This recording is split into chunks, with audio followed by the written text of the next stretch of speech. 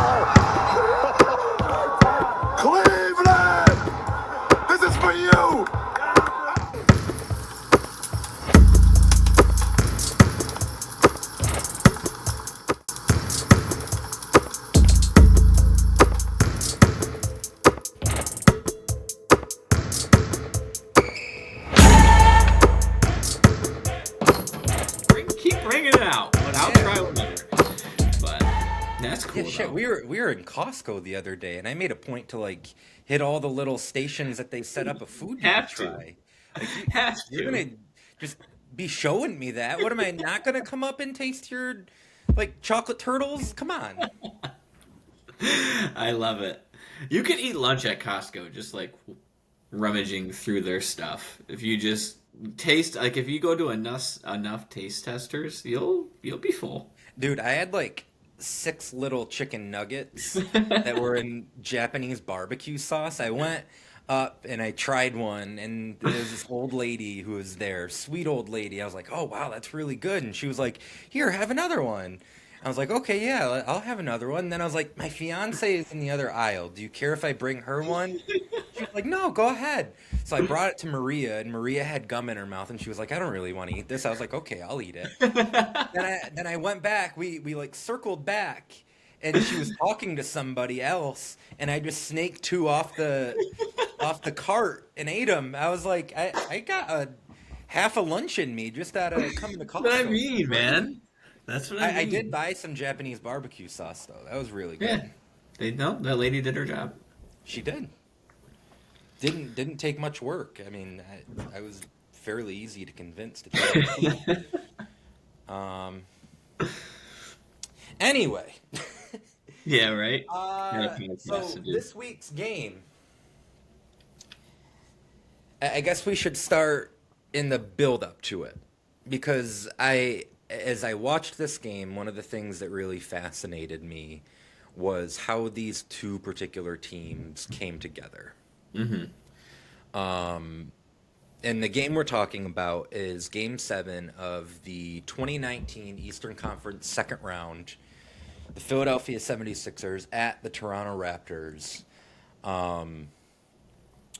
Let's start with Philadelphia, because I think that a whole lot more has been said about their method of team building, and in particular, it seems relevant now, considering the many conversations that the league is having about tanking. Philadelphia is really like the OG in the conversation. I looked it up. There was a 4-season run from 2014 to 2017 where they went 75 and 253. Ooh. Drafted they took 4 centers in the lottery. A lot of confusing draft decisions, but just like without any bit of hesitation or hiding it, willfully trying to lose games, all in the name of Sam Hinkie's process. Mm-hmm. So let's just start here. What is the legacy of the process in your mind, and did it work? No, it didn't work.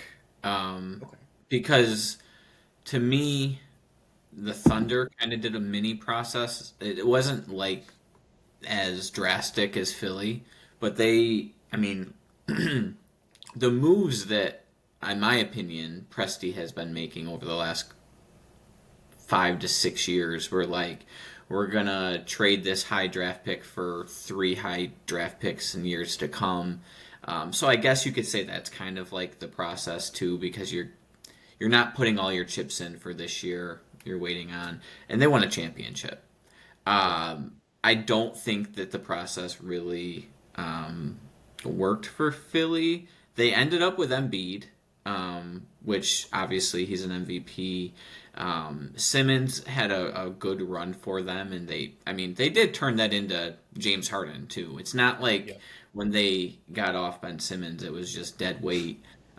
He was able to help their franchise, but I think with the missed picks and Noel and Embiid, picking Fultz. Wait, you mean Okafor? Or Okafor, sorry. Yes. Noel, Okafor, and then they pick Fultz.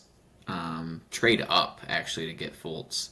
Yeah. So really, that's just you missed on 3 guys. You got 2, well, maybe 1.5 with Simmons. So no, I don't think it worked, and I think the legacy lives on. I think that a lot of teams have tried to kind of replicate it. It basically, there's not a lot of like playing for mediocrity anymore, and it's tough. Like, it's not good for the game, but I also don't blame them, like, from a business point of view. Yeah, I mean, we've had the tanking conversation already.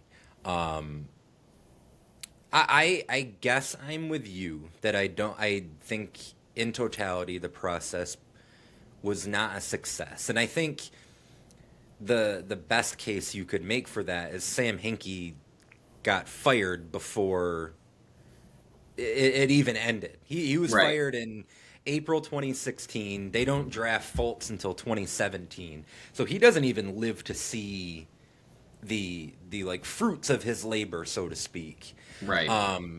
Now we say that, and yet it did net them Joel Embiid, who, injuries aside, has been maybe one of the most dominant players over the last 8 to 10 years, give or take. Yeah. I mean, Yeah. Simmons obviously doesn't pan out in the way that it looked like it was going to at the beginning of his tenure. And I had a lot of Ben Simmons stock early on. Fultz and Okafor and Noel, those are the swings that they took that just didn't pan out. Now, if we're talking about the legacy of the process and what it meant for the NBA, I do think that, like, modern tanking isn't where it is without No. the Philadelphia 76ers. So if that is what Sam Hinkie wants to, like, tell his grandchildren about, multiple years down the line, like, hey, all this tanking shit that the NBA has gone to all kinds of measures to stop, I'm the reason that started. Like, For real, though. and it's a win. Then Hinkie, like, you can hang your hat on that. But it's funny that they miss on so many of those picks, and yet we get to the start of the 2018-19 season, and this was a team that even pre-Jimmy Butler trade, pre-Tobias Harris trade, I felt like had a good chance to compete to win the East. Yeah. They were coming off of a season when they're the 3 seed. They kind of come out of nowhere. It looks like Ben Simmons and Joel Embiid are going to be one of the, top tier duos over the next 8 to 10 years. And they surrounded them with all these, like, specialized role players that, they have a sharpshooter in JJ Redick. They have their 3-and-D guy and Robert Covington. They have Dario Saric, who could play a little bit of point forward. But then they move their chips into the center of the table for Jimmy Butler in the beginning of November. And then they make another deal near the deadline for Tobias Harris. And they're lacking depth by the time we get to the playoffs, but their top six, top five is about as solid as you could ask for from a team in 2019. Oh yeah, absolutely. Just briefly, they miss on Giannis Yeah, with definitely. Nerlens. They miss on Devin Booker with Okafor, and they miss on Jason Tatum with Fultz. So that's tough. But no, you're right. They had a solid year, 2017, 2018. Kind of that was like I feel like the Embiid's like legit. Hmm. He was really a superstar at that point. It's crazy when you watch him. I mean, he's still amazing and he does things that 7-footers shouldn't do. But when he was a little bit younger, his like explosion Yeah, it stood out. Um, and then Simmons was unbelievable. I mean, his ability to get downhill, especially after like getting a defensive rebound and starting the break, even in this game, in a playoff game, Game 7, especially early on, he really like attacked the basket, was very aggressive, could get things going, and then he was able to kind of just spray to guys like JJ, to Covington, hmm, who was a solid 3 and D guy. Saric could stretch the floor a little bit. And obviously MB could too. So yeah, I mean, going into the year, they were certainly like a team to watch. Interested if a player maybe leaving the East is what made them go all in. Um, I think so, and that's kind of a perfect segue into Toronto too, yeah, yeah. because I mean, all the East was doing it. The right, East right. was owned for eight Yeah, years. so yeah, LeBron leaves, and you have Boston, who already kind of went for it with the Kyrie Hmm. trade the year prior. They signed Gordon Hayward, but that kind of goes off the rails early. Hayward gets hurt in his first game. Kyrie ends up missing the playoffs. Um, Milwaukee, they don't really do anything too substantial, but they've got Giannis, they've got Chris Middleton. They kind of feel like a team on the rise. And actually, I went back and looked. I wrote a piece, 100 predictions before the season. And I predicted that Giannis was going to win MVP. He did. Ooh. I predicted that Budenholzer was going to win Coach of the Year. He did. And I predicted that the Bucks would finish in the top four in offense that year. They finished fourth. So I had a lot of Buck stock going into the season. With that said, I picked Boston to win the East just because I was so impressed by what those young guys did the year before against LeBron in Yep. the conference finals. You have Kyrie and you have Hayward coming back. To me, it felt like they were kind of the most talented team. Um, I had I mean, they seen, were loaded. Their yeah, roster, like top to bottom, that was incredible. I remember going into that year being like, "Oh my goodness!" Like guys like well, Rozier not so hot anymore, but at that you know time you though. you forget about Rozier, Marcus Smart. They had the Morris twin. They really deep, um, top to bottom. Obviously, Kyrie, Brown, Tatum, Hayward, Horford. Like it was an embarrassment of riches. There's a bunch of Kyrie teams that didn't pan out the way that I wish they would have. That might be the top one though, because Tatum and Brown they playoffs before that was incredible. I thought we were looking at like a legitimate run, 4 or 5 year run. Well, really, we did get it. It just happened after that year because 2020 they make the conference finals in the Right, bubble. right. Uh, 2022 they make the NBA finals. 2023 they lose in the conference finals. 2024 they win the title. So like that was the start of it. It's just the wheels fell off as Kyrie kind of was like, okay, yeah, I'm done with this whole So Boston weird. thing. So weird. But yeah, I'm with you. I looked at that team. I thought that they were the best in the Eastern Conference. I picked them to lose to Golden State in the NBA Finals. Um, I had seen Philadelphia in person in the playoffs the year before, and I just kind of I didn't know if they were going to be ready 2018-19, but that was a team that I thought like, okay, by 2021, 2022, this is going to be a team that's representing the East in the finals every year. Yeah. Didn't pan out. The one team that I kind of missed the boat on was Toronto. Yeah. Which is weird because they had built this team organically over the course of half a decade. From 2013 to 2017, they would an average of 52 games a year. They've got Lowry, they've got DeRozan, Valanciunas, some nice supporting pieces. Yep. But then it reaches a point where LeBron has made Toronto LeBronto, and if even with him going west, it felt like Toronto had to do something. They fired Dwayne Casey. He gets replaced by Nick Nurse. Mm-hmm. And then in July, they make a deal for Kawhi Leonard, who has asked out from San Antonio. He's a free agent at the end of the season. He isn't going to sign an extension no matter where he's traded, unless it's to LA. The secret is out. He wants to play in Los Angeles. But yet, the Raptors take the swing on a guy who had played 9 games the year before. You don't really know what you're getting from him from a personality perspective, although he says he's a fun guy. So I didn't know what to make of that. I combed through my predictions. I had Toronto losing in the East second round that year.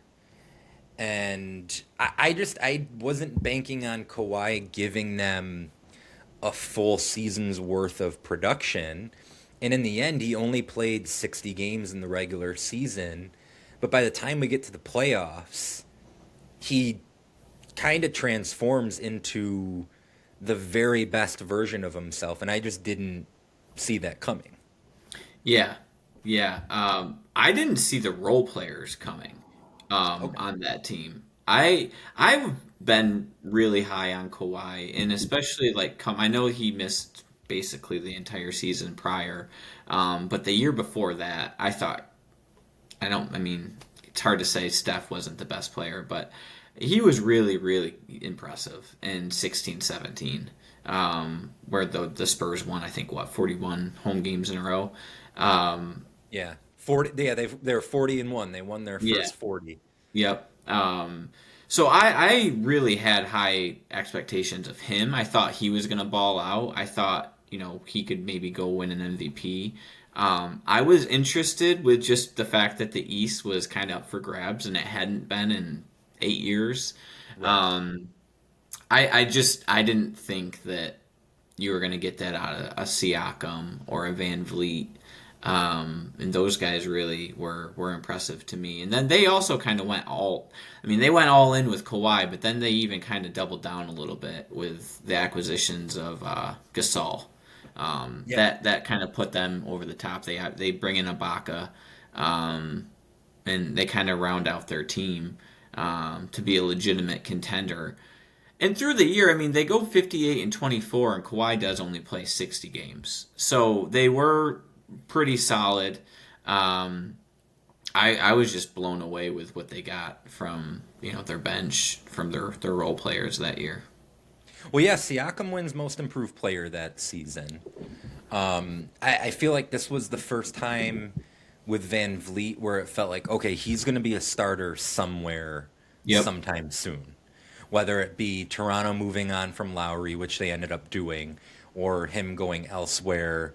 Like, he proved that he could do that. The size and versatility that they had with Gasol and Ibaka both being able to stretch the floor a little bit. And Lowry just doing the typical Lowry shit, being a pest.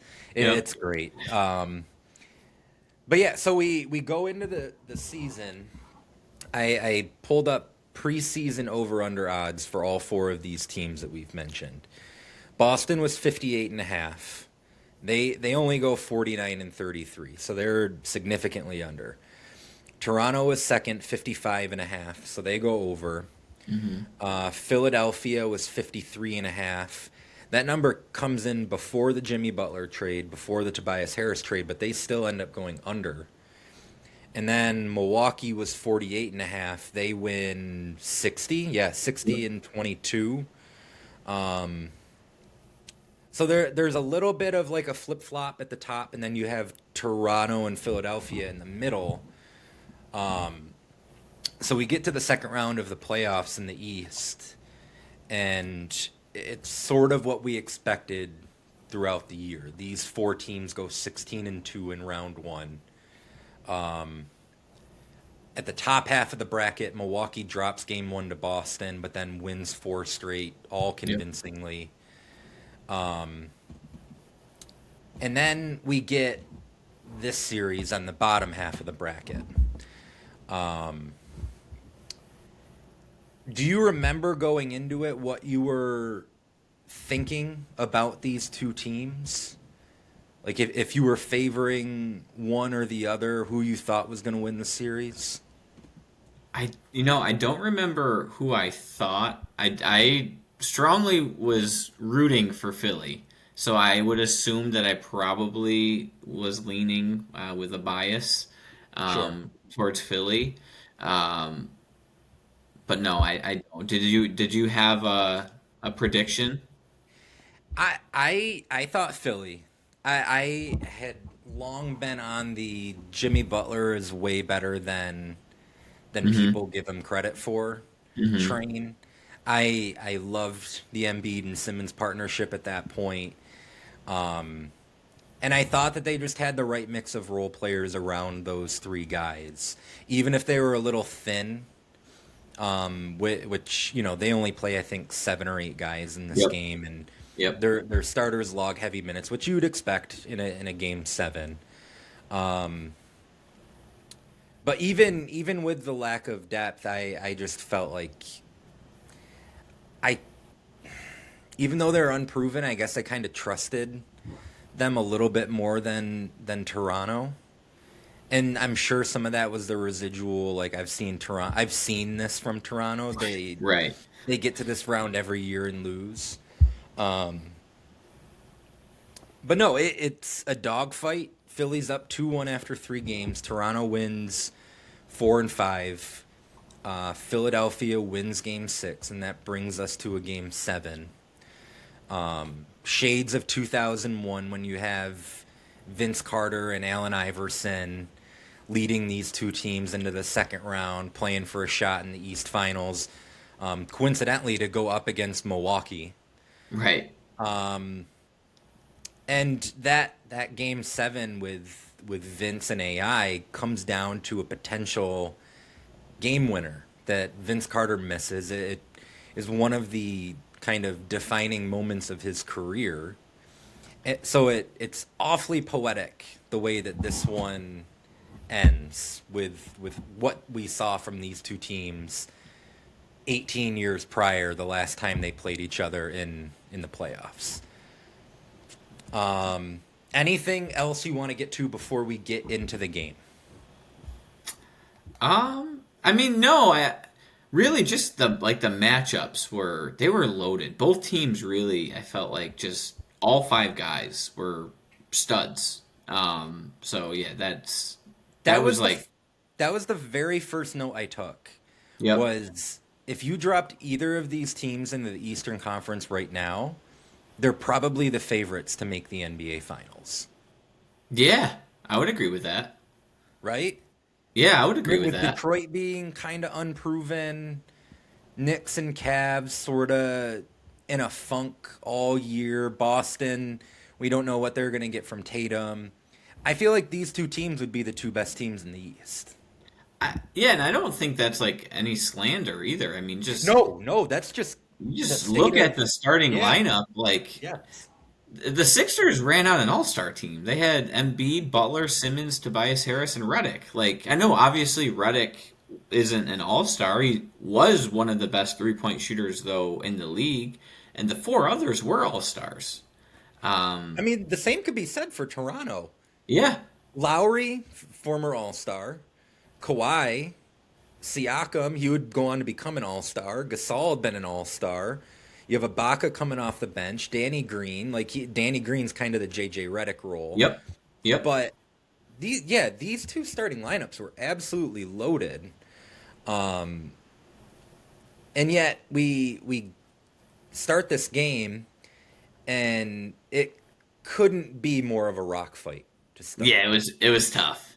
It was tough. It was a game 7. They even mentioned it in the broadcast, which I feel like they only go to that when it's a rock fight. It's game 7. It's like, well, but you could tell they were tight. Toronto was rocking. The crowd never wavered. I felt like the energy in the building was amazing. Such a great crowd. It was a great crowd. Was it Jurassic Park in the crowd or in the parking lot? But no, they couldn't buy a bucket, and they were getting good looks. Both teams were getting good looks. They were mostly jumpers. Like that's one thing though I will say, in defense of the rock fight comment, both teams had defensive studs. Like Simmons, great defender. Jimmy Butler, great defender. Tobias Harris, Embiid, all really solid defenders. And likewise honestly, I don't know if there is a weak link on the Raptors. You're not really going to go at any one of those guys. So they weren't getting to the basket. It was a lot of like mid-range jump shots, a lot of threes, and they couldn't get any to go. Kawhi and Siakam finally kind of break the ice. Get 6 points in the paint actually, which they're rare to come by as the Raptors go up 6-0. Philly doesn't get on the board until like nearly the under 7 timeout. Finally, Redick hits a 3. At that point, they're 4 for 22 from the field. The two teams combined. It took Philly 5 minutes to score. Yeah. That's incredible. You might not ever come back from that. But their defense kept them in it. It was crazy. So Redick draws Lowry's second foul right after the under 7. He one time Lowry just flies by on a shot fake and smacks Redick right in the face. Then another time Redick gets Lowry with a little bit of a taste of his own medicine, a little bit of a flop. Yep. But that's 2 on Lowry. And then the first subs come in, Fred VanVleet and James Ennis in for JJ Redick, a name that I had completely removed from my brain. Actually gave them really good minutes in this game. He gave him good minutes, yeah. Yeah. He was also like another guy, though, that you weren't going to pick on. Like, you weren't going to pick on him defensively. No, he was long and tough and athletic.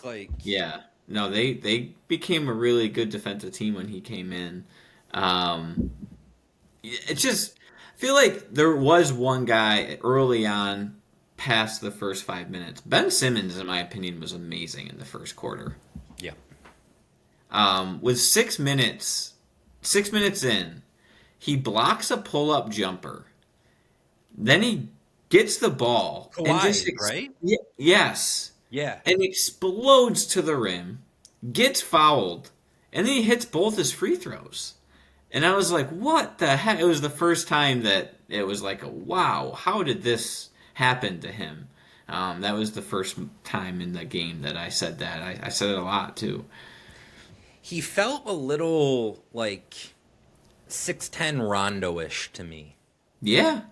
With his ability to like pick his spots in transition and not be a total offensive liability, despite the fact that nobody was going to worry about him shooting a jump shot. Nobody was 6'10", so you could post him or he could play in the dunk. No, that's the difference between him and Rondo is you could utilize him as a post player, which I don't necessarily think that they did enough. Nope. And I think that that's part of the reason why he ends up flaming out in Philadelphia is because it feels like they never find the proper way to utilize someone with his skill set because there's so much there. Yeah. I mean, like you said, how many guys block a pull-up Kawhi jumper? Right. that's a short list in and of itself. And then, he averages 17, 9, and 8 in the regular season that year with really, really good defense. Like yeah, I I think was it was going all to ask you, defense. where were you at with Simmons at this point? Like, what were I you? loved him. I Okay. loved him. I thought he was great on defense. Obviously, he was limited on offense, but at that time, like he was aggressive around the basket. Hmm. At least the games that I watched a couple of games and prep at this, and like he was finishing lobs. He was getting to the basket, going strong, dunking on people. He was great on defense. I think he might have been all defensive player this year. Um, and I've just felt like he was able to kind of set the table for, this team. And it was a good team for him because he didn't have to do a lot of heavy lifting with the, scoring. But like you said, it just felt like they never were able to find an offense that fit him. And maybe it's because they already had a dominant post player in Embiid. Hmm. At this point in the NBA, you weren't really going to have more than one post player, in a set at one time. Sure. And I think you saw that a little bit in this game. On the flip side, like Embiid really didn't get a lot of post touches, and the commentators were talking about that often. But they were posting Simmons, and I mean he was able to take advantage in the beginning. Early on, he was posting, he was scoring in the paint, and then he was getting guys looks. So yeah, I was high on Simmons. Yeah, I felt the same way. And obviously at this point, like, there's a mental aspect that hasn't like deteriorated with him yet. I think that Right. a lot of the issues for him ended up being all in his head, Yeah. because it's not like there was a major injury that Did he have the back? I don't, he did have the back, but like, to me it always felt like it was more like he's in his own head, because he stopped attacking. Like you said, this game he was going to the basket. He was not. Mhm. It wasn't like he's worried to get fouled and have to go to the free throw line like we Right. saw when they played Atlanta a couple years later. Right. Like there was none of that with him at this point. But yeah, I'm with you. I was very high on him. I took the same exact notes about the blocking the Kawhi jump shot Yep. that jumped off the screen to me. Yep. And then we've kind of hit on this a couple times already. The defense on both sides here is just next level. Kawhi has a sequence where he blows up a handoff attempt from Greg Monroe to Jimmy Butler, goes coast to coast, finishes with a dunk. Toronto goes up 10-7. Though those like touchdown plays for Kawhi just don't Mhm. get old. Nope. Nope. And it's weird too because I feel like when he's dribbling up the court, for some reason, I don't know why, he appears slow, but he's always beating someone down the floor. I don't know if it's just how long his strides are or something, or maybe it's his hands. I don't know. But yeah, he's always at his pace, and it's just maneuvering down the floor. He's gonna dunk it very. Hmm. It's not gonna be like a hard dunk, but it'll.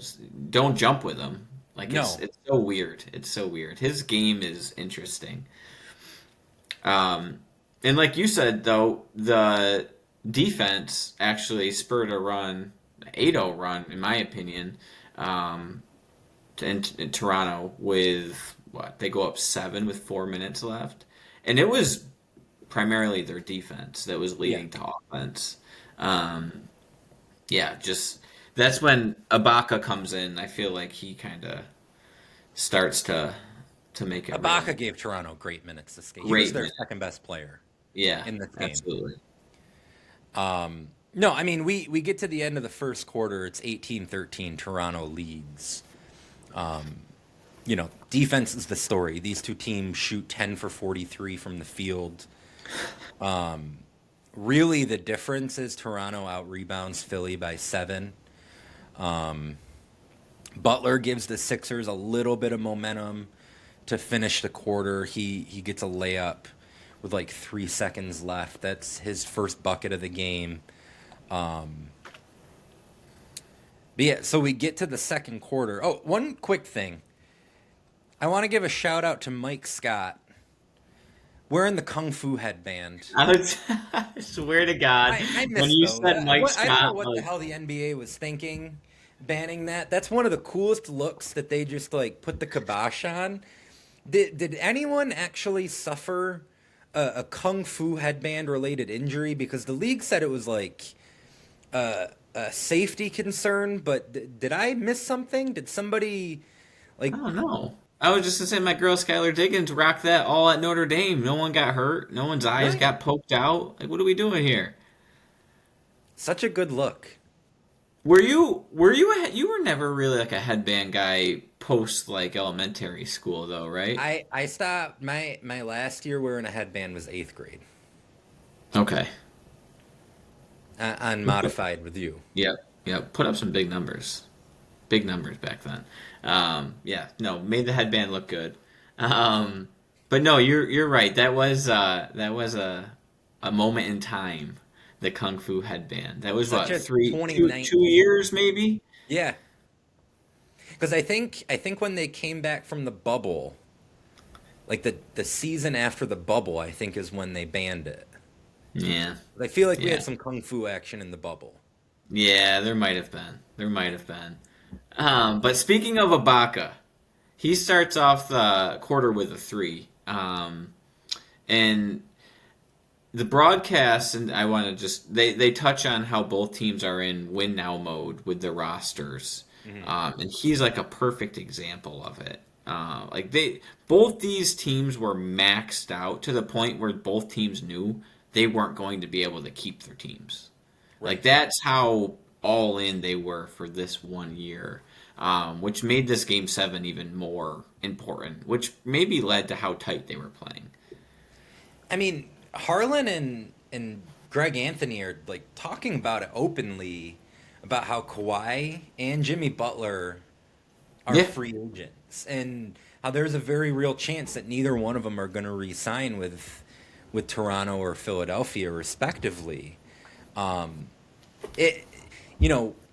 You go into these games and you obviously know what's coming, but I guess I had forgotten how much that was looming over the series because Yeah. it really was. These two teams really did go all in. And for Philadelphia, like, they didn't have to give up a ton for Jimmy Butler. It's not like they were giving up multiple first round picks or anything like that. Like, it's Dario Saric, Jared Bayless, and Robert Covington.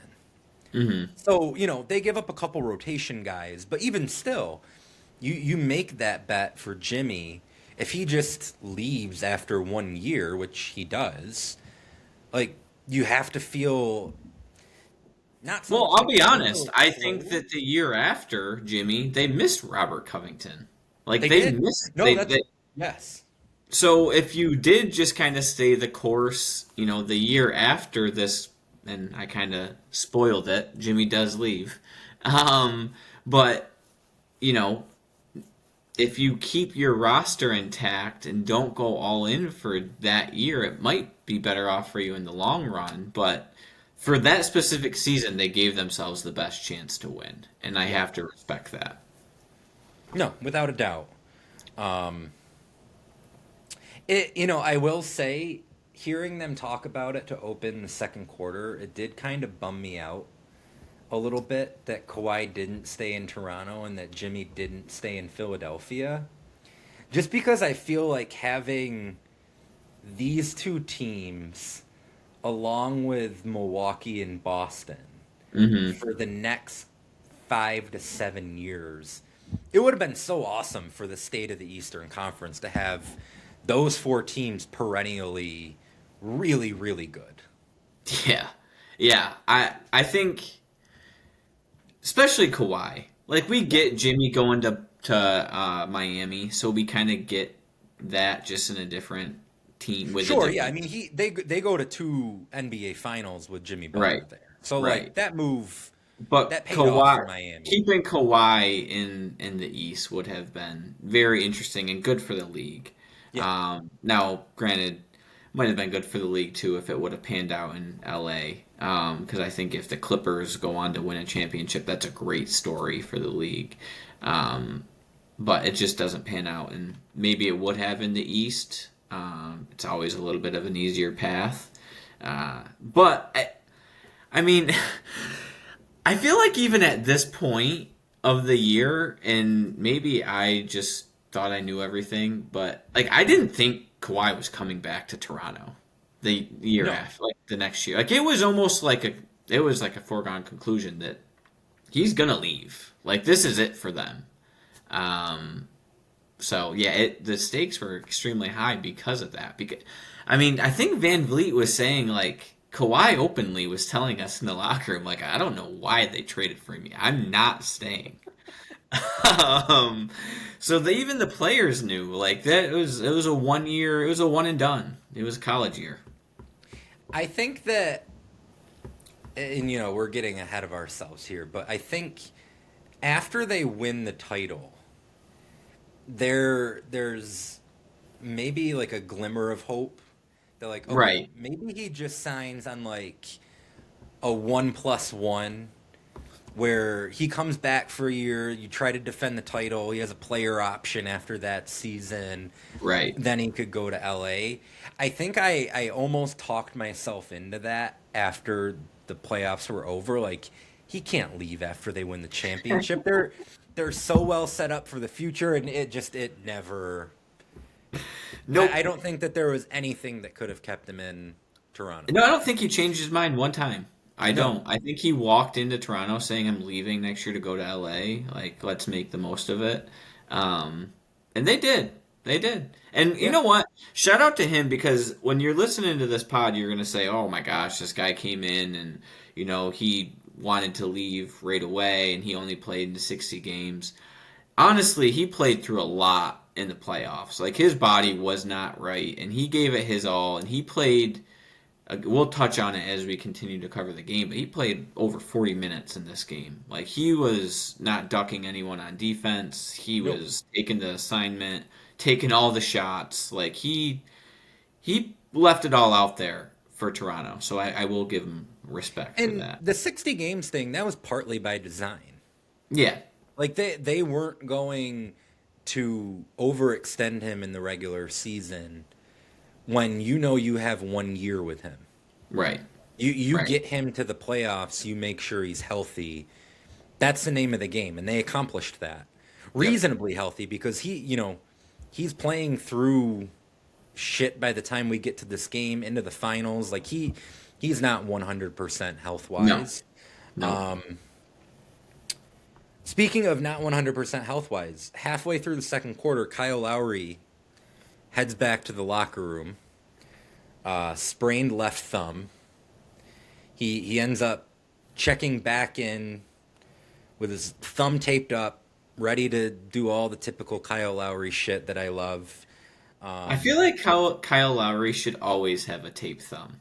Like or a taped wrist or something. Like something needs to be nagging him. Yeah. No, that's a great call. Yeah. Who are other guys like that? Ooh, that's a good one. That's a great question. Guys that should always be a little bit banged up.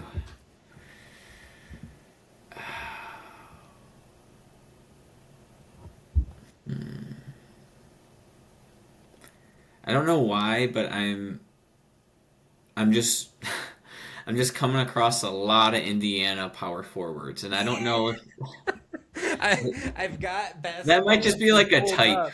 Yeah, no, I got Basketball Reference pulled up, and I'm just looking at the teams, and I'm like, I keep gravitating toward Indiana. I'm like, why can't I get Tyler Hansborough out of my head? Dude, I was thinking TJ Leaf. Like he's got to have a black eye, like tape, something. Yeah, But it might just be a white power forward. I don't that know. could be. We've Yeah. already hashed that out in our white power forward draft a while back. So yeah, Lowry comes back in. Kawhi has another defensive sequence that is like a one-of-one Kawhi kind of play. Yep. Embiid gets a touch at the top of the key. He turns toward the left corner to start some two-man action with Redick. And the problem is he turns his back to Kawhi, and Kawhi just darts right over, literally just takes the ball from Embiid, and then Yep. races down again for another transition dunk. But what I was impressed by in this second quarter, Philly just wouldn't go away. There were a lot of opportunities for Toronto, it felt like, to kind of bust this open. And some of it maybe was like, we said it's a game 7. Both teams come in a little bit tight. But I thought Philadelphia, they started getting into the paint more. They had no offensive rebounds in the first quarter. That changed in the second quarter. They're attacking the offensive glass. They're getting free throws. They end up on a James Ennis lay-in. They end up taking a 34-33 lead after trailing 29-21. And then a few possessions later, Tobias Harris hits a 3. They go up 4. Toronto calls timeout. And all of a sudden, they're on a 16-4 run. Yeah. And it feels like the momentum of the game has completely shifted. Yeah, In the blink of an eye. yes, and again, I'm gonna keep going back to it's Tobias Harris and it's Ben Simmons. Like through the first quarter, the first half, I'm sorry, Jimmy Butler's 1 of 6 with no rebounds and 1 assist. Embiid has 7 points, but he's shooting 2 of 10. Where Ben Simmons has 8 points, he's got 4 rebounds, he has 2 assists, he has 2 blocks. Tobias Harris has 10 points on 3 of 5 shooting. And I mean, Redick has 6 points too. But yeah, it was Simmons and it was Harris and it was like the role players. Mike Scott, your boy James Ennis has 5 points in the first half. Yeah, and they're doing it with like an energy with them. And that is like the momentum definitely does swing there. Tobias Harris was a great pickup too at that point because I feel like he's the perfect, really 3-and-D guy who could get you a bucket, but isn't going to do too much with the ball. My question for you, and I have this in my notes, was there too much talent on this team for Jimmy Butler? And what I mean by that is you see what he did in Miami. And it's like he was almost too comfortable with this team to take the back seat. I just didn't feel like his fingerprints were on this game as much as I would have liked. That's a good point. And he definitely plays a better second half than he did the first half. Yes. But I'm looking at... And you see, and it's because he's aggressive. I'm not even saying he played bad in the first half. No. He just wasn't aggressive in the first He was half. passive. Yes. Right. And I feel like when he's at his best is when he's, I don't want to say dominating the ball, but when he's certainly, being aggressive and a part of your offense. Yeah, so it's interesting. I just pulled up his stats. The 5 years going into this season, he's averaged at least 20 points per game. He's coming off a year with Minnesota where he averages 22, 5, and 5. He finishes 10th in MVP voting, makes third team All-NBA for the second straight year. And then with Philly, his scoring's down to 18.2, 5 rebounds, 4 assists per game.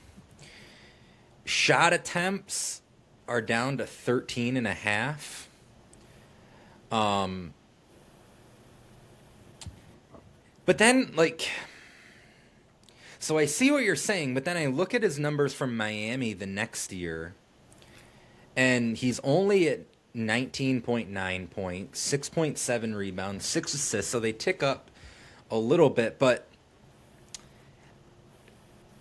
I think my answer to that question would be if he had just played a more aggressive first half, maybe it wouldn't stand out like that. Okay. Because numbers wise, it's down a little bit, but like not a ton. But He's only averaged 23 points per game in a right. regular season once in his career. He's playoff Jimmy. And that Exactly, but this was the playoffs. Like I think that came to be in the bubble. I okay. really do. Because, like, looking at it, like, he averaged 22 and a half points in a round one loss in Chicago in 2017. He averaged 15.8 points in a round one loss with Minnesota in 2018. He averages 19.4, 6 rebounds, 5 assists in this Philly playoff run. So his numbers are actually up from the previous year. Miami the next year, his scoring goes up to 22 points per game. Then 22 and 23 is when he really goes like bonkers from start to finish. He 27 points, 27 points. So like And again, I don't want to have this come off like I don't think he's playing well. I'm just curious, like, if they almost gave him the keys, I feel like they could have had a higher ceiling. I felt like he was just a piece of the puzzle. And I really think that they could have maybe given him the key. I know that probably, you know, it puts Ben Simmons' hands behind his back. If you're going to give the ball to Jimmy, what's Simmons going to do? with hindsight being 2020 though, that is what they should have done. Right. It's just that at that point Simmons is in what, year 3, year 4? Right. Yeah. Embiid is still young. You kind of you want to see what those two are going to do in a high leverage postseason situation. And without knowing if Jimmy is going to be there for the long run, maybe that like And you see it in the made second them half. hesitant to Right. give him the keys right from the start. But yeah, you're Yeah. like you just said, second half he dials up the aggressiveness a little bit. Yep. Um, So I mean, sorry, we kind of got lost, and that's no, me. I that brought us down a weird Jimmy Butler road, but it's just right in the beginning or in the middle of the second half or second quarter. Simmons is really carrying the team. Embiid's got 7 points through 20 minutes. He's 2 of 9, or 2 of 10. We were just saying. It just felt like Butler could have been a little bit more for them. But they do go on a run. They go up. They have the momentum. There's, like you said, they're getting to the paint a lot more. But they can't really extend the lead. right. So yeah, they go up 37-33, but Toronto ends up going into half up 44-40. And then they go on a mini run to start the second half. They go up 50-41. But then from there, Philly goes on a 16-0 run. And over the course of their next 8 possessions, they get a J.J. Redick 3, a Tobias Harris 3, a Joel Embiid and 1, a Jimmy Butler mid-ranger, another J.J. Redick 3, and 2 Jimmy Butler free throws. So they go up 57-50 with 5 minutes left in the third quarter. And in that stretch, Toronto, they're ice cold. They miss 7 shots in the paint. There's just a lid on the bucket. They miss 3 threes. It just seems like they're totally out of rhythm. And we're getting to the point now where, to me, it really started to get noticeable that Kawhi was just doing everything for them offensively. Like, the offense was just Kawhi Leonard. Yes, And that's it was horrible. It was a horrible stretch of offense. It was very much so like give Kawhi the ball, and maybe it was like the mid post, maybe it was at the top of the key, potentially set a ball screen, but mostly just stand and watch. Like there was Yeah. no off ball movement, and it let Philly kind of load up towards him, um, and he was having to take a lot of mid range jump shots. And something that I noticed during the game, and obviously I know the end, so I was kind of looking for it. How many mid-range jump shots did he miss actually in this run that were like soft off the rim that bounced a couple of times? I counted at least like 4 or 5 mid-range jumpers that like hit the front rim, would hit the back rim, and then kind of gently roll out. And I was like, whoa, well, he got Are you one. saying that he was owed one at the end of the He game? was owed one. He was due. He was due. That's how you got to shoot. No, you're absolutely right. It's just, you know, it's wild to me because as all this is going on, Greg Anthony is like openly talking about it on the broadcast. He says, "I'm a little shocked right now by the lack of confidence by Toronto. No one is looking to make a play. They're just looking to get the ball to Kawhi Leonard." Mm-hmm. And I mean, that was spot on. Yep. But then I got to give credit. My man Kyle Lowry, I felt like he was the one who kind of sparks The two Toronto. offensive rebounds. Yeah. Yeah, he gets one. Kawhi hits a three to cut the lead to 58-57. Two offensive rebounds on one possession. Yep. Then what I thought was maybe even a bigger play, not too long after that, Embiid gets a chase down block on Van Vliet. And then Ben Simmons is the first one down the floor after that block. And Simmons gets the defensive rebound. Lowry takes it right out of his hands. And then a little nifty behind the back to Ibaka. Toronto goes up 63-60. Philadelphia calls timeout. Now they've weathered this massive Sixers Yep. storm.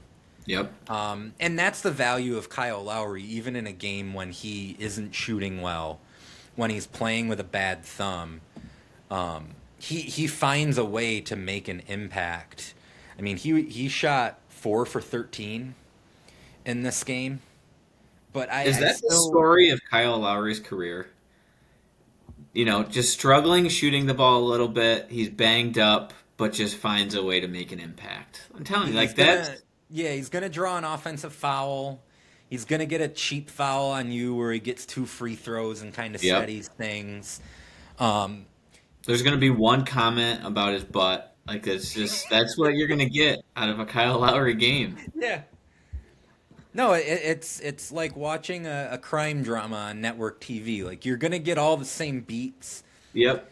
You Yep. know, it's not unpredictable, but there's something like comforting about it. Yeah. Absolutely. Absolutely. So Um, Toronto takes what, a 67-64 lead going into the fourth, right? yes. So the Yes. thing that I noted at this point to kind of go off what we were talking about with Toronto's offense, Kawhi has taken 30 of the 70 shots. Yep. That's insane. Like, granted, we did cover a game where Kobe shot 50, That's but that was different. a lot different. Yeah. Um, and honestly, Kawhi is kind of on pace. What does I don't let's see what he this I don't have his third quarter stats up here. He shot 14 times in the quarter. So I mean he's going to get to 44 if he continues that pace. Not too far off Kobe's last game. So no, No. that stat stood out to me. I think they mentioned it in the broadcast. It truly did just turn into like a Kawhi show. It's already at that point a career high in field goal attempts for him, and they Hmm. haven't even played the fourth quarter. Um, Siakam's given them 9 points, 11 rebounds. Ibaka, he has 14 and 4 rebounds. Lowry, 8 points, 6 rebounds, 5 assists, 3 flops, 1 bandage thumb. On the Philadelphia side, it's balanced. Embiid has 14, Redick has 14, Tobias Harris has 13, Simmons has 9, 8, and 4. Jimmy still only has 6 points. So going back to the third quarter, just briefly, the final 17 minutes and 2 seconds of this game are played within a range of 5 points. Yeah. No lead by either team is bigger than 5. So that's 17 minutes of crunch time, basically. Yeah. And it Yep. felt like it. Yeah. It 100% felt like it. It was tense. It was ugly at times. But there was one play early on that made me laugh right out loud.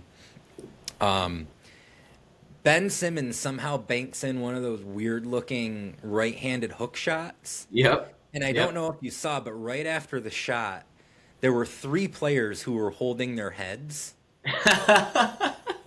3 guys somehow got hit in the head on one play. I thought you meant in shock that he made it. No. Yes, they all got hit in the eye. Yeah. All of them. Yep. Yeah, that was incredible. Yeah, Simmons got hit on the shot. He also hit Ibaka on the shot. And then Embiid and Gasol were jostling for position in the paint, and Embiid got hit. Yep. It was just such a goofy sequence in It was. like gearing up for the most tense moment of the game. It made me laugh right out loud. It was. That was a very funny one. I know exactly what you're talking about. They all went down at the same time. It was awesome. But yeah, I mean, I feel like Anthony Davis saw that sequence and was like, "What the fuck? Where am I in this game? I should be playing. This is right in my wheelhouse." Yep. He gets poked in the face so much. Like, I don't understand. I don't get it. I guess that's a guard issue that I wouldn't know the pain of being down there in the trenches.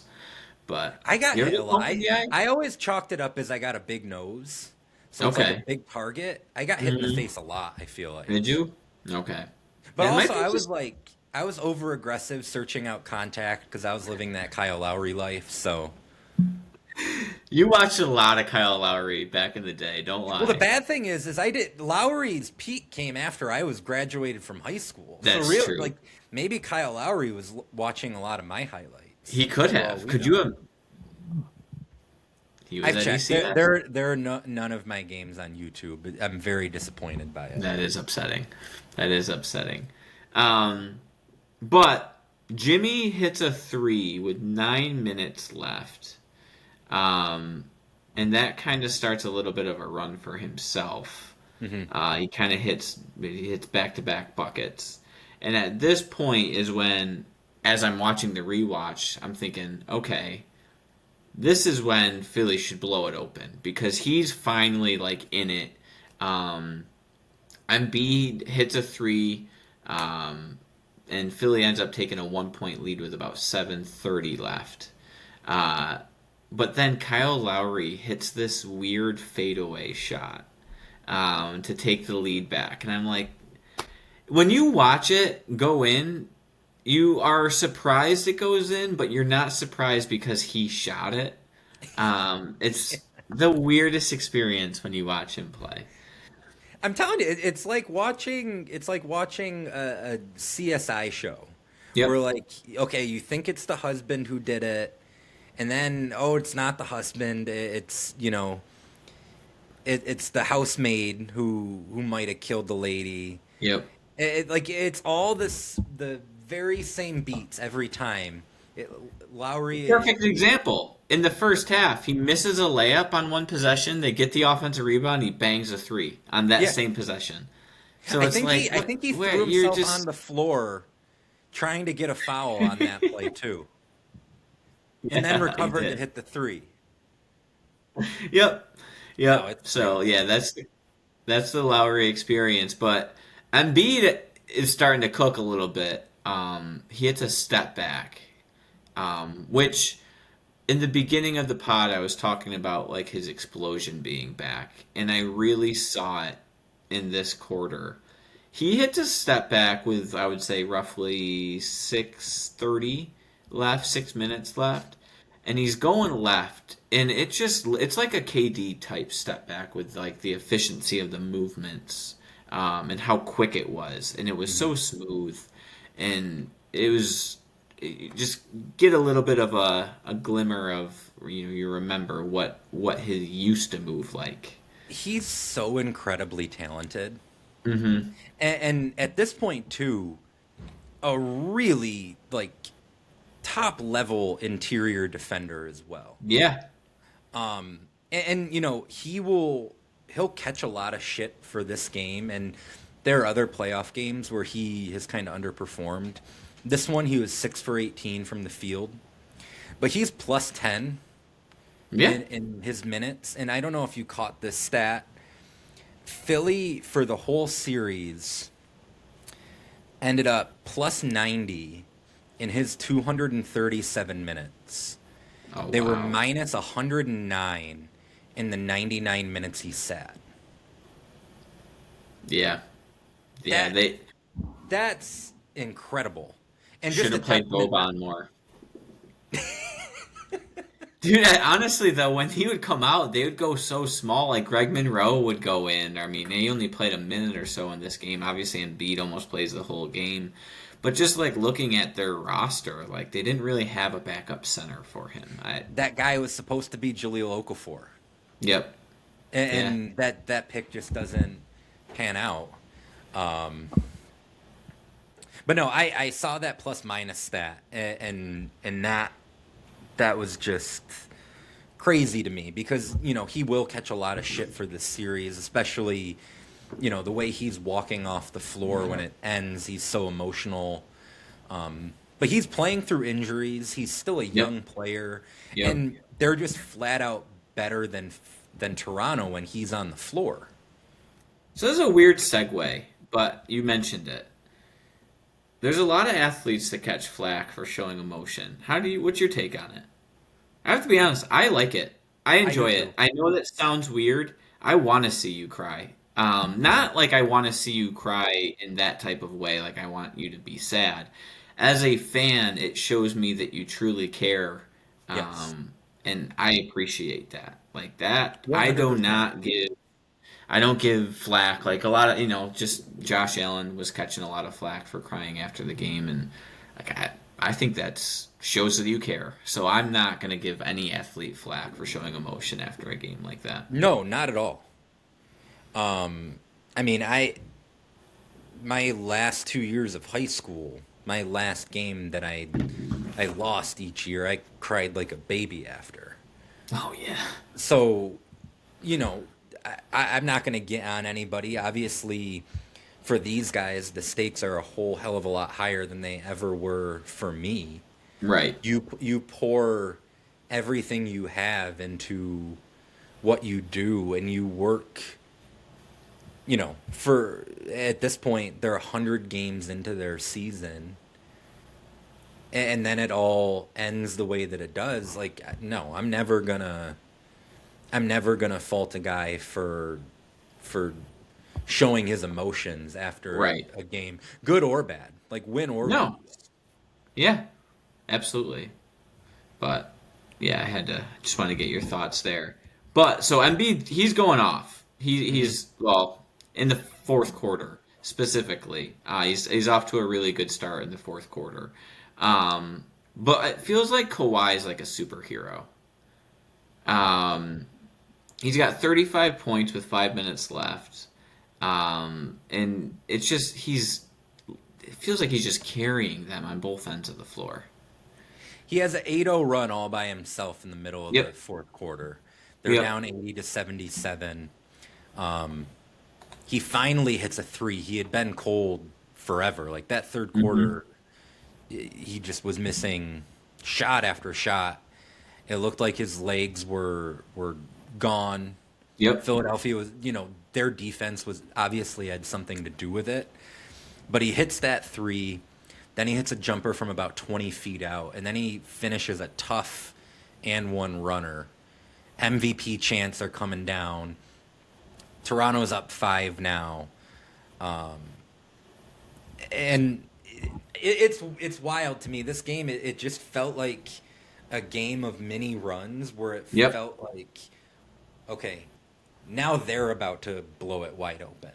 Yep. And then it Yep. would just swing the opposite way. I mean, Philadelphia had a 16-0 run in the third quarter on the road, and they're only up 9 at that point. Right. Like Right. nobody could just put that last nail in the coffin. Your man JJ Redick evens it up with about 3.5 to play. He gets an and one on a long two. There's body. Dude, that was a contact. tough shot. That's a really tough shot with Ibaka contesting. Yep. Yep. And then I have in my notes again Lowry's fingerprints all over this game again. He hits a long two to put Toronto up 2. And then he gets a steal that leads to a 2-on-1. Siakam finishes what probably could have been an and one. And now Toronto's up 4 with a minute to go. Like 3 horrible possessions in a row by Philly offensively dreadful. during that stretch. It really bad. That I mean that leads to the run out with Siakam. But I think they almost had 3 shot clock violations. I'm pretty sure they had 2. Or They had 2. or did they have 1 and 1 they let go the other way? But it was like an air ball on the shot, but they let them like kind of go on a break. Yes. It was really dreadful. I don't know at that point if it was they didn't know who really needed to get the ball. Like I think that was a little bit of an issue for them, and that could be an issue for a lot of teams at times, an advantage towards Toronto. Everyone knew who was getting the ball for Toronto. Everybody in that damn building knew. I think everyone in the world knew. I was going to say America, but they're in Canada. And I felt like Philly, it was like they didn't want to step on each other's toes. Like they were kind of just like passing the ball. Who's going to take it? And that's advantage Toronto. Like that's where you want to have that continuity where, at the end of the game, you know exactly what you're going to do. And Philly didn't have all year to play together, and they didn't have like one alpha. So it felt clunky at the end there. It felt to me like a team that was made up predominantly of veterans playing against a young team. Yeah. And obviously you have some experienced players on Philadelphia's roster. Redick's been in the league for 12, 13 years at that point. Tobias, he has 6 or 7 seasons under his belt. Jimmy, obviously. But when your top 2 guys are as young as Simmons and Embiid are, it's just, it felt different than it did with Toronto, where like, okay, even though you have Lowry, who has been the number 1 guy before, and Gasol, who has been the number 1 guy before in Memphis, like, there was an understanding of, okay, this is Kawhi's team. He's going to be the one with the ball in his hands. There's no confusion about it. Nope. But yet, 3 free throws for Philadelphia cut the lead to 1. And then Kawhi goes to the line, up 1 with 10 seconds left. And he splits them. And it's crazy because this is the 3rd game that we've done with Kawhi, and in each one of them he split free throws late in the game that left the door open. Obviously we're talking about game 6 of the 2013 NBA Finals and then game 6 of the 2014 Western Conference Finals, but he misses that second free throw. That was the only time all game where it felt like, okay, this is Jimmy Butler's team, because Tobias Harris gets that rebound and immediately looks to outlet to Jimmy Butler. Jimmy Butler goes Jimmy Buckets at that point. Tobias Harris as well, but I wouldn't be surprised if Jimmy Butler, who loves the moment, if he gets the opportunity to take it. Short, caught by Harris. 2-point game. Here comes Butler driving. Layup is caught. He ties the game. 4.2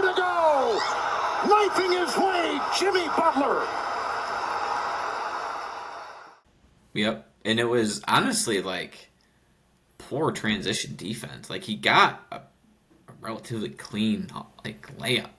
Well, no Um, one stopped him. right. Ibaka got a little bit of a contest at the rim, but it was a red carpet for him to get into the Yeah. paint. Like Yeah. And nobody picked him up. honestly, maybe it worked out for the best. Like they were able to get the last shot. So, obviously the game's tied now. Uh, Toronto calls a timeout to advance the ball. Um, and one thing I didn't catch, and it's really stupid. It's probably on our intro. As soon as Kawhi catches it, you hear the "Is this the dagger?" And that is like a very low key. That was a bar. That was an awesome call. They did a really good job on that call, in my opinion. If we're making a Mount Rushmore, and we've used the Mount Rushmore analogy a number of times, and I have no other calls prepared, but this to me is like the all-time Kevin Harlan call. Yeah. The immediate "is this the dagger," followed by him and Greg Anthony yelling, "Oh," Uh in perfect unison, and then following that up with "game series." huh. Gasol will inbound. Siakam back in. You got to be aware of the inbounder here if you're Philly. It's off to Leonard, defended by Simmons. Is this the dagger?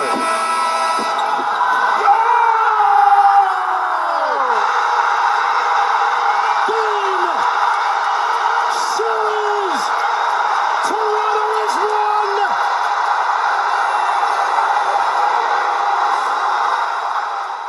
It was Yeah, perfect. he was awesome. He was awesome. But I will say, like, that was a hard shot. I thought Embiid played awesome defense on that. Kawhi catches the ball and they run in double. And Embiid does an awesome job of keeping him in front and forcing.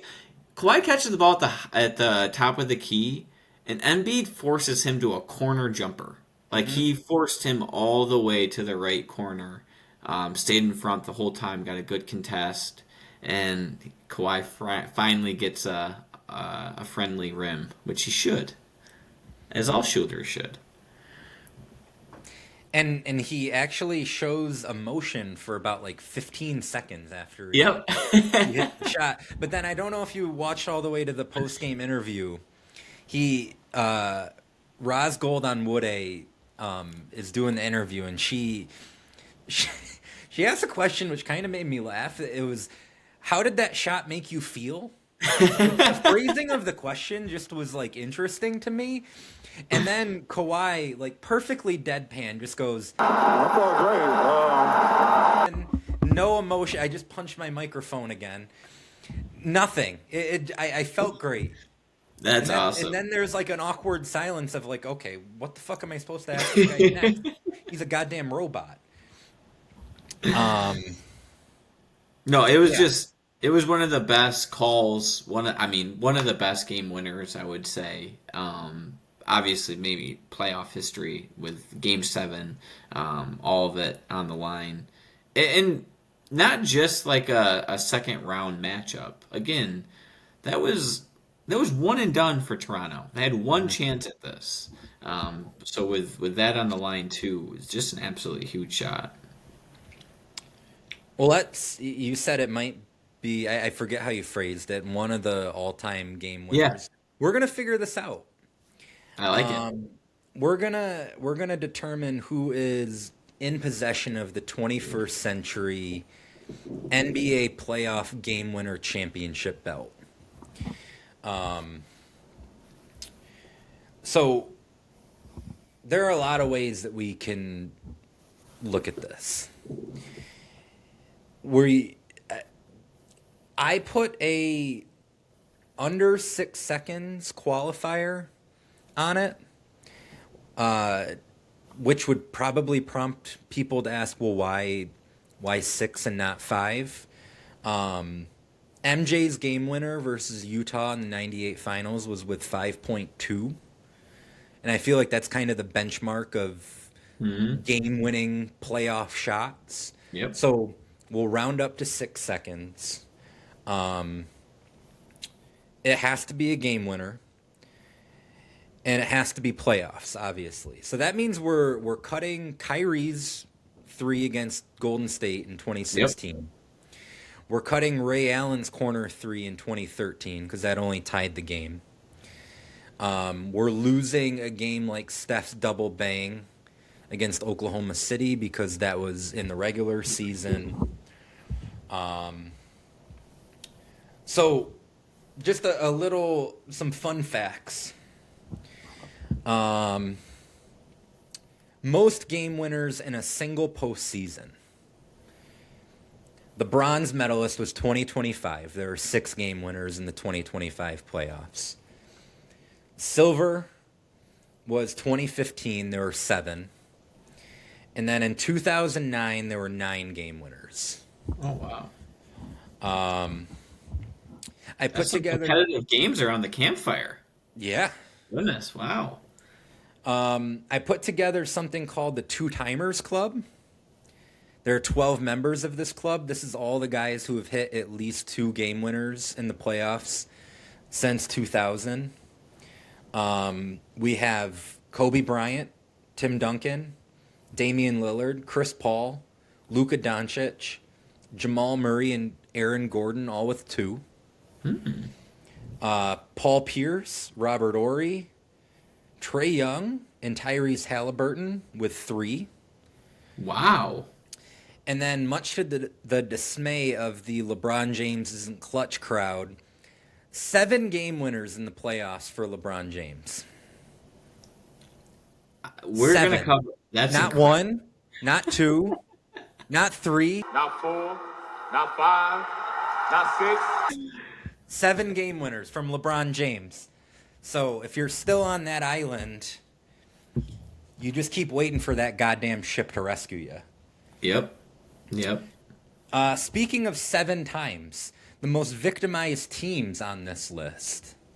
Ooh. San Antonio on the losing end of game winners 7 times in the 21st century, which kind of makes sense. They've probably played more playoff games than any team in that span. Chicago and Miami each had 5 losses. Philadelphia, Cleveland, Detroit, Orlando, the LA Clippers, Phoenix, and Oklahoma City all had 4. So before we determine who is going to go home with the belt, I have 5 different categories that we're gonna award some winners. The first one is the holy hell, you hit a game-winning shot in the playoffs award. And the nominees are Rodney Rogers, Jake Voskuhl, Chucky Atkins, Glenn Big Baby Davis, remember Jared that one, Bayless, or DJ Augustine.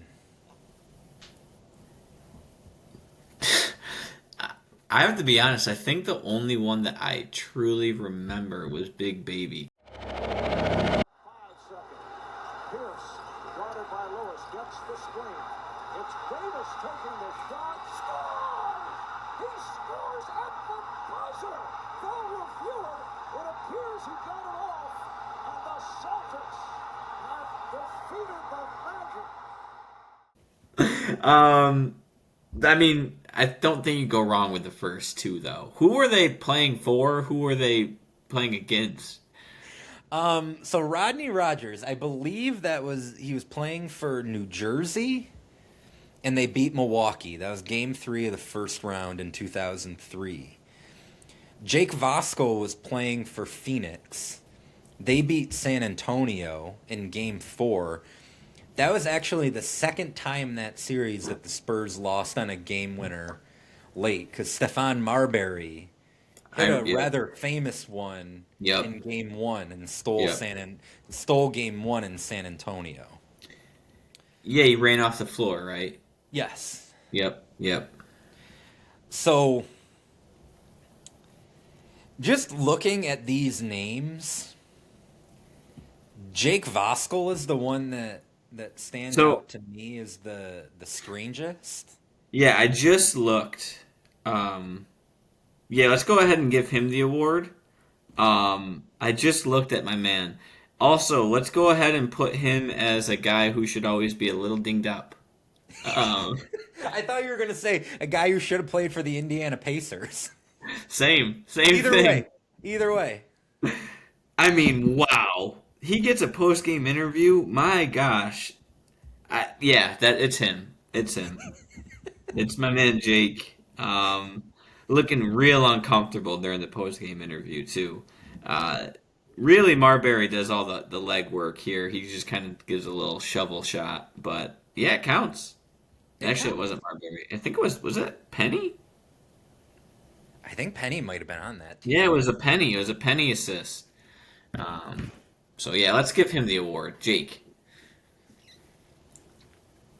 I thought you might lean toward Rodney Rogers because when we were texting offline, you said when you saw Rodney Rogers' name, that's when you knew you were in for Yeah. something with this So one. just a little backstory here. I had some housework that had to be done, so I couldn't do as much research.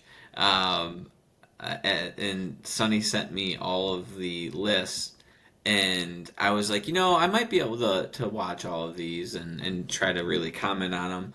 And then I saw Rodney Rogers appeared on the list, and I was like, nope. Don't have time for that. I have zero time to watch Rodney Roberts, Rodney Rogers, hit game winners. So yeah, that he's I, honorable mention.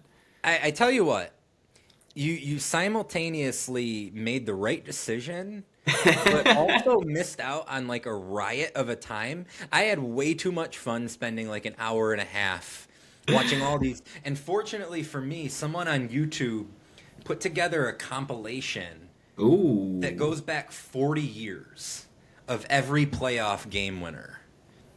And it's like 4 hours long. And I watched the back half of it, and it was just a treat. Okay, next award we're handing out is this would have carried a whole bunch more weight historically if his team had won the series award. hmm, So the nominees: Kobe Bryant versus Phoenix, Game 4, 2006. hmm. LeBron James versus Orlando, Bank Game shot. 2, 2009. John Wall versus Boston, Game 6, 2017. OG Anunoby versus Boston, Game 3 in the bubble. Hmm. Derek White versus Miami, Game 6, 2023. Aaron Gordon versus Oklahoma City, Game 1, 2025 Western Conference Semifinals. And then Tyrese Halliburton versus Oklahoma City, Game 1 of the 2025 NBA Finals. That was coming off to a stretch. I mean, Um, he hit 3 in that playoff run. that playoff. It was to the point where And when he had the ball at the end of the game, it's over. That was my thought. Like, and oh what's wow, they crazy just is, stole that. so he hit 1 against Milwaukee, he hit 1 against Cleveland, he hit 1 against Oklahoma City, and we're not even able to factor in the one that he hit against New New York. York. That's Right. in our intro. Right. Because the foot was on the line, so it goes to overtime. They end up winning that game, but that's the most famous shot Of the of his run. entire postseason run with the choke sign right after it with Reggie there. Like, Yeah. I mean, if that I'm was gonna if his foot was behind the line, that's like Oh yeah. Yeah, that if his foot's we're behind having the a line, serious discussion about whether that's number one yep. Especially with Reggie there, with the fact that he does the choke sign. with the bounce. It's in MSG with the bounce. Yeah, yeah, that's taking the cake. Um, my honest opinion is I will go with LeBron. And the reason I say that is because I do believe they win that series. If they win that series, well, if they win that series, they play the Lakers. And the fact that he hits a game winner to get to that, I think that anytime I could get LeBron versus Kobe, I'm picking that. So Lewis gets it to LeBron for three for the win. Yes! LeBron James at the buzzer as the Cavaliers have proven out to tie the series and what a miraculous shot by James. So, for me, just based on where these shots happened in the playoffs, I had kind of narrowed it down in my head to LeBron, to Halliburton, yeah, and to Derek White. Because that Derek White one, I don't know if you remember, they were down 3-0 in that series. And then they win 3 straight to force a game 7 back in Boston. And White's game winner is it's a tip in, right? putback. Yeah. Yep. The putback at the buzzer. I feel like if they beat Miami in game 7, like we're talking about that one forever. Yeah, I am gonna switch my vote. It's got to be Halliburton. It has to. Yeah, because I mean, if it's the finals, and the fact that he won, a game winner in the finals, he would have had a game winner in almost every round, practically, almost, a game winner every round. I'm gonna say Halliburton, but you're right. Derek White's tip in was great. That was stupid. LeBron was a great shot. Bank going left. Huge shot, but yeah, you can't. You're right, though. I mean, if assuming Cleveland wins that series and we get Cleveland, LA, LeBron versus Kobe in 2009, a year removed from the Olympics. Mm-hmm. It's probably the best for the league. Yes, it would have been best for the league, and whether LeBron and the Cavs win the finals or not, having that shot on your resume just to get there, that. So I think it's probably one of those two. I'm with you. I will also give my vote to Halliburton. Perhaps we could be accused of some recency bias there, but I honestly don't think so. It's the finals. It's the finals. Alexander spins, pulls up, jumper, off the mark, won't go, rebound Neesmith. The Pacers with a chance to win it. Final seconds, no fouls to give. Halliburton looking, Halliburton driving, pulls up, jump shot. It's good! It's good! With 3/10 of a second remaining. Timeout, OKC. Tyrese Halliburton does it again. I wrote a big thing after the finals were over about how, to me, I went 25 years determining who the defining player of every postseason was. Mm-hmm. Not necessarily the best. It wasn't always a guy even who made the finals. But just the guy who, when you think back to that postseason, he's the guy you remember. Halliburton is, without question, the guy you remember from the 2025 playoffs. Yep. Shea was the best player. Oklahoma City won the title. But I'm always going to remember Halliburton before anybody else in the 2025 playoffs. For sure. All right. Next award. The Uncle Mo Award for biggest momentum swinging game winner. Ooh. So we're looking at little mid-series game winner. Yeah, mid-series or shots that weren't series clinchers, but would kind of nudge you. But yeah, like they pushed the team toward, okay, we're gonna win this series. Robert Horry versus Sacramento, Game 4, 2002 West Finals. The tip back. Yep. And the 3 from the top. Yep. That's a campfire game. What's that? That's a campfire game. We covered that. Derek Fisher versus San Antonio, Game 5, 2004. Robert Horry again versus Detroit, Game 5, 2005 NBA Finals. Ron Artest versus Phoenix, Game 5, 2010 Western Conference Finals. Dirk Nowitzki versus Miami, Game 2, 2011 Finals. Lefty lay? Yep. LeBron James versus Chicago, Game 4, 2015 East Semis. LeBron James versus Indiana, Game 5, 2018 First Round. Or Aaron Gordon versus the Clippers, Game 4, 2025 First Round.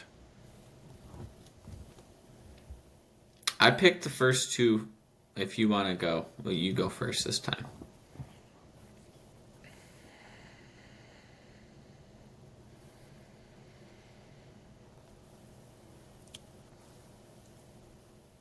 Ori versus Sacramento.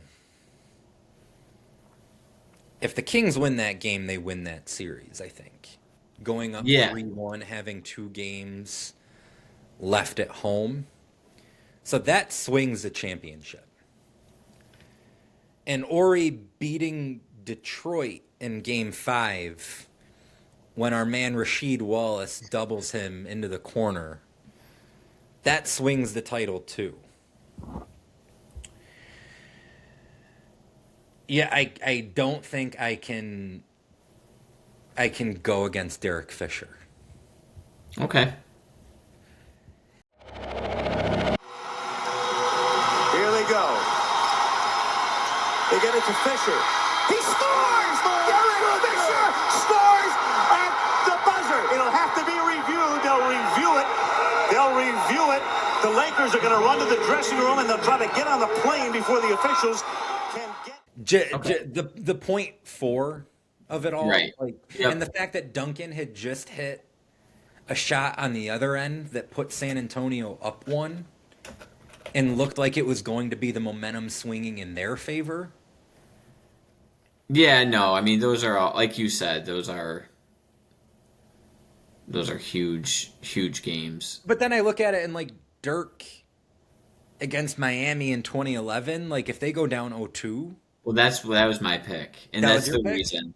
That's the reason for it too. Is if the Heat are up 2-0, I think that series is over.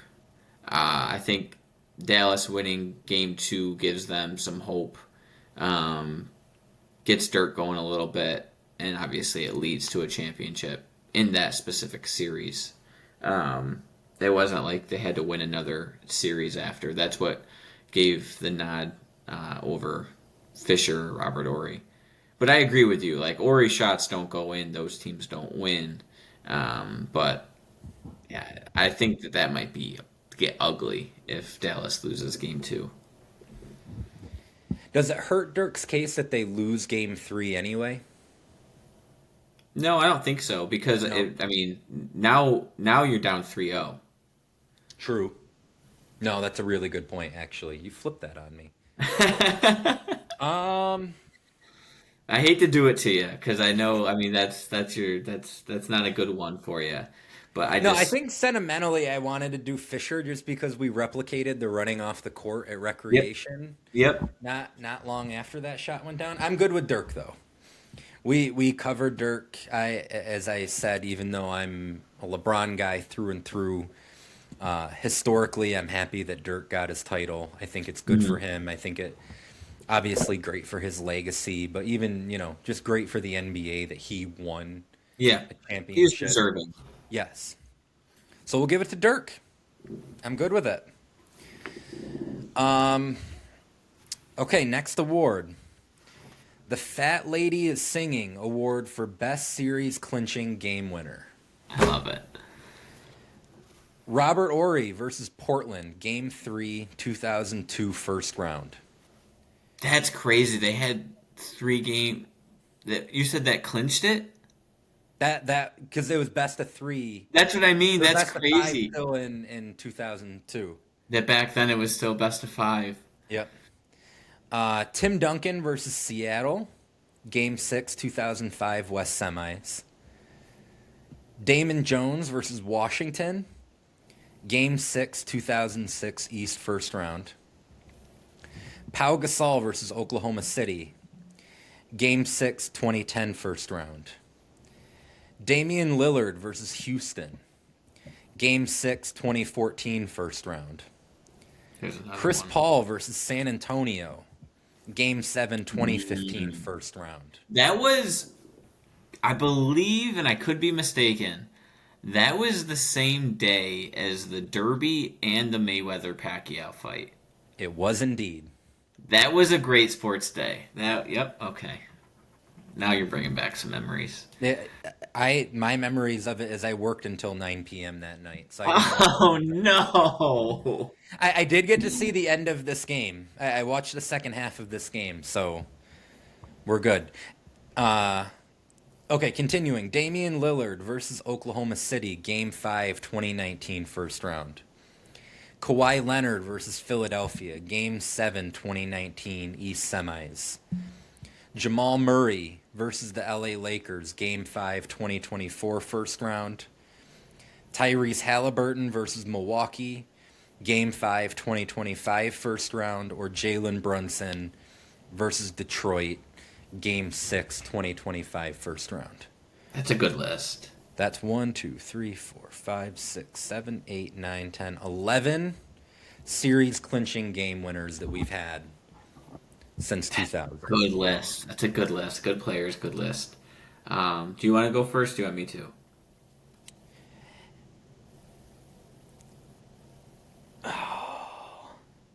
To me, there are three that we need to that I would have levitating above everyone else, and that's Chris Paul against San Antonio. Mm-hmm. It's Kawhi against Philadelphia, and it's Dame against Oklahoma City. Yeah, that Dame shot was cold. Like, that was cold. That was way too far to do a step back going right, and the fact that he waved as he did, you're not going to get much colder than that. I'm with you. Those three were I was leaning towards too. It really, to me, is two. Like, is it Kawhi against Philly, or is it Dame versus OKC? I think that's a toss up to me. So it's funny because obviously these happen in the same postseason. They're both 2019. I kind of, oh man, I feel like it's got to be Kawhi. Yeah, probably. Game 7. Yep. It bounces on the rim 18 times. Yeah. Even though Lillard's shot is from like 38 feet out, like I think you could make the case that Kawhi's shot, the degree of difficulty may have actually been higher. Yeah. Yeah. Just because Simmons and Embiid were hounding him, and dude, like, I mean, yeah, Paul George, and it's not really his fault, but he wasn't really on Lillard because he was damn near half court. A chance to send the Thunder home. Lillard, long range three. Oh, it's good! At the buzzer, Damian Lillard! Are you kidding me? let me ask you this. I remember having this conversation with a few different people at the time. Was that a good shot by Damian Lillard or a bad shot? Were they they were tied, right? Yes. I think it's a good shot. I think that's a great shot. I think it's going to be probably one of the cleaner looks you're going to get, and he hits those range shots often. Yes. It's not like, your Kawhi Leonard, who doesn't take those shots often. Like, he was wide open. Like, he got a clean look. Yes, I was so surprised by the number of people who were like, that's a terrible shot. It's like, no, if he tries to dribble in any further, Paul George makes that shot attempt way more difficult than him just like sidestepping into basically a wide open shot from 35 feet out. The sidestep was wild. Because, like, that was wild. To get on balance after a sidestep and still have enough on it, that's wild. But you are right. Like, if you try to just get, like, a clean look around, the 3-point line, you're not going to get it. No. The only reason why I asked if they were tied is if they were down, I could see, like, no, you should attack the basket and see if you can get fouled. I think that's, for Dame, that's a great shot. Left him no time on the clock. Yep. I thought that was a great shot. Like, obviously, if that shot doesn't go in, we're having a different discussion about it, but it went in. So who are we giving it to? Dude, I don't know, because now I'm starting to be like, okay, both shots were tough. Now I'm like, all right, how did they react? I like both reactions. Like, the fact that Kawhi was in the middle of Philly's bench practically, and he just is squatting down, like, that's an awesome reaction. Dame literally waving bye-bye is so cold. And then just like staring into the camera as Yeah. the guys get off of him as they mob him. He's just like looking like straight into the camera. It's so cold blooded. It was amazing. I'll give it to Kawhi. That's my vote. If you vote Dame, we could split it. But it's so close. I'm gonna give it to Kawhi too. I am, just because they go on to win the championship. Right. Obviously, this game could go to overtime.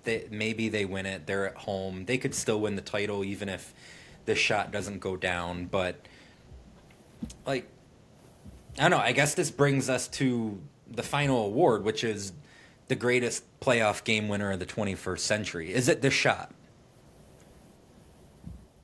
Yeah, it is. And the only shot, in my opinion, that could have contested it, there was a foot on the line. Ooh. That was it. That's a great call. That was it. That would have been. But no, I think this is it. I don't. You can't really go right. It's Game 7. They end up winning the championship. Obviously, it doesn't happen in the finals, but it. Yeah, you can't beat this shot. Can I make a admission that I meant to actually make at the beginning when we first started talking about this game? I did not watch the second half of this game live. Ooh, really? I was instead watching the penultimate episode of Game of Thrones. I had binge watched the previous 7 seasons of Game of Thrones in like the 3 months leading up to the final season. Mm-hmm. And then this was the second to last episode, so I was like, okay, let me DVR the second half of the game. I'll watch Game of Thrones live, and then I'll go and watch. I feel like this. I'm remembering this game was on it was like a Sunday late afternoon game though, right? It was a Sunday 7 p.m. tip. So I watched right up until 9 o'clock. So I basically watched until the fourth quarter. Is that the fight scene episode that everyone was upset about? That was too dark? Nope, that was the episode after. Okay. The episode that I watched the night of this game was the episode after. So that battle episode was the week before. Gotcha. But what's funny is, so I'm DVRing this game. It's a close game. And I turn it off, start watching Game of Thrones. I don't have my phone on as I'm watching Game of Thrones. I'm just watching the episode. But then after the episode's over, I pick up my phone and I look, and I have a message from our Aunt Paulette that just says Kawhi with a bunch of exclamation marks. I love it. I love So it. Aunt Paulette spoiled the ending to this game for me. Oh, that's amazing. I wish So we could get more of fantastic. those I texts. deserved it. I Yeah. absolutely deserved it. I should have watched Game of Thrones after this game. So that was instant karma for me to at least have a semblance of an idea of what was to come.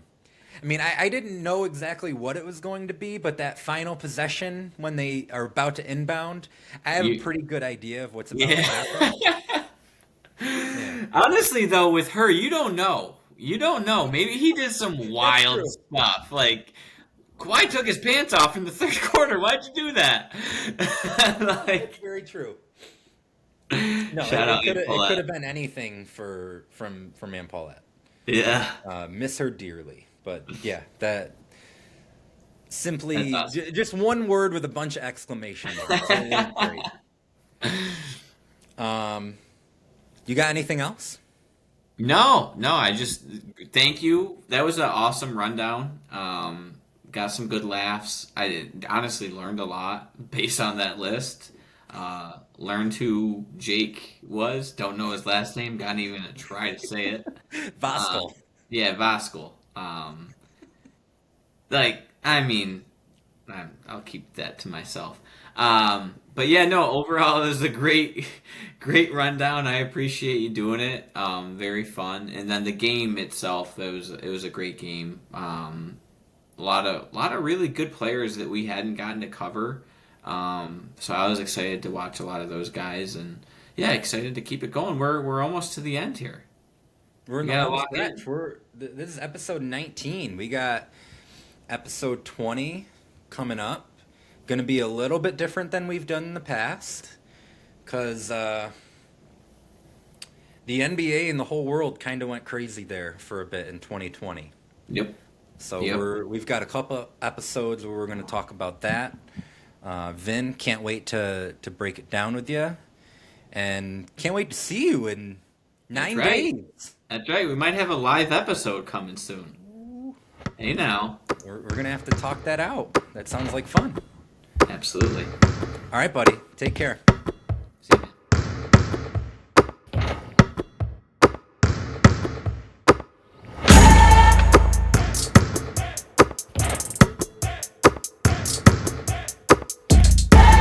It took a toll on Mike.